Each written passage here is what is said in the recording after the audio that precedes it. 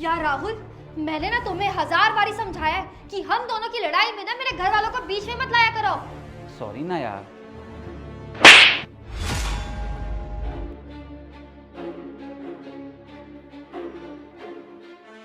राहुल, मेरी बात समझो।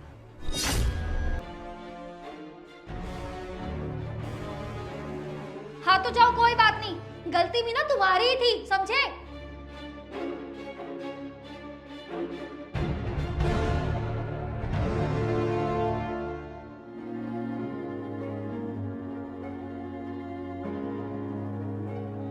राहुल, ये क्या कर रहे हो तुम? अपना सामान क्यों पैक कर रहे हो? क्योंकि अब मैं ना तुम्हारे साथ नहीं रह सकता, इसलिए घर छोड़कर जा रहा हूँ। वैसे भी हम दोनों में से किसी एक को तो घर छोड़कर जाना ही होगा, तो अच्छा होगा कि मैं ही चला जाता हूँ। और तुम फिक्र मत करो, मैं तुम्हें ये घर छोड़ने के लिए नहीं कहूँगा, क्योंकि ये घर ना तुम्हारे ही नाम है।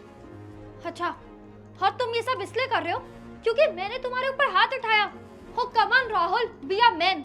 और तुम्हें तो पता है ना कि हस्बैंड वाइफ के बीच में लड़ाइयाँ चलती रहती है यार। और यू ऑलरेडी नो दिस कि मैं कितने गुस्से वाली हूँ, और मुझे बहुत जल्दी गुस्सा आ जाता है। और गुस्से में अगर मैंने तुम्हारे ऊपर हाथ उठा दिया तो इसका मतलब ये तो नहीं ना कि तुम घर छोड़ के चले जाओगे। अरे हस्बैंड वाइफ के बीच में लड़ाइयाँ होती रहती है, कभी तुम मुझे कुछ बोल देते हो, कभी मैं तुम्हें कुछ बोल देती हूँ, लेकिन इसका मतलब ये नहीं कि हम में से कोई एक घर छोड़ के चला जाए।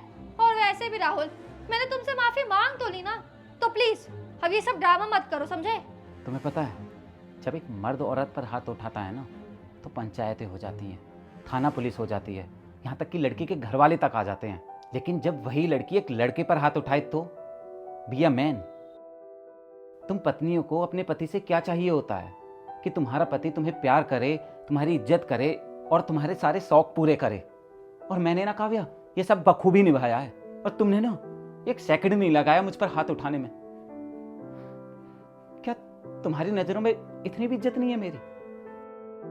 और गुस्सा ना मुझे भी आता है, लेकिन मैंने कभी तुम पर हाथ नहीं उठाया, बल्कि जो मैंने गलती की उसके लिए मैंने तुमसे सॉरी भी बोला। और काव्या, एक पति ना हर चीज बर्दाश्त कर सकता है, लेकिन ये नहीं जो तुमने किया है। इसलिए मेरा इस घर से चले जाना ही ठीक है, तो रहो तुम इस घर में अकेली। और हाँ, तुम्हें ना इस घर में किसी चीज़ की कमी महसूस नहीं होगी। जिस चीज़ की ज़रूरत हो कॉल कर देना, मैं ला कर दे दूंगा। लेकिन मैं ना अब तुम्हारे साथ नहीं रह सकता यार।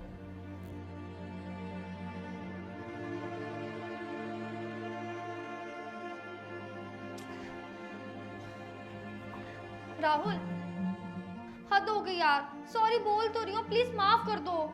कैसे माफ़ कर दूं यार? और चलो एक बार को मैंने तुम्हें माफ़ कर भी दिया, पर यार अब मैं तुम्हारे साथ नहीं रह सकता इस घर में, क्योंकि तुम्हारी नज़रों में मेरी कोई इज्जत है ही नहीं यार। और जो थोड़ी बहुत इज्जत बची है मैं उसे गंवाना नहीं चाहता यार। और अब तुम सोच रही होगी कि बाहर जाऊंगा, ड्रामे करूंगा, सिंपैथी गेन करने की कोशिश करूंगा, पर मैं ऐसा कुछ नहीं करूंगा यार। पता है, जब मेरी शादी हुई थी ना, तो मेरे दोस्तों ने मुझसे कहा था कि अपनी बीवी को कंट्रोल में रखना। पर पता है मैंने उनसे क्या कहा था? नहीं, मैं ऐसा नहीं करूंगा, क्योंकि वो भी तो अपना घर छोड़कर आई है मेरे लिए, और मेरी बीवी को भी उतना ही हक है फ्रीडम का जितना कि मुझे है।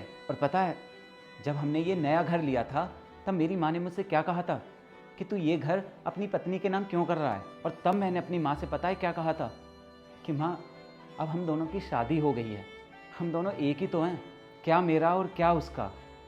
बड़ी इक्वलिटी की बातें करता था मैं। और अब जब मैं बाहर जाऊंगा तो यार दोस्त लोग बहुत बातें बनाएंगे, मजाक उड़ाएंगे मेरा।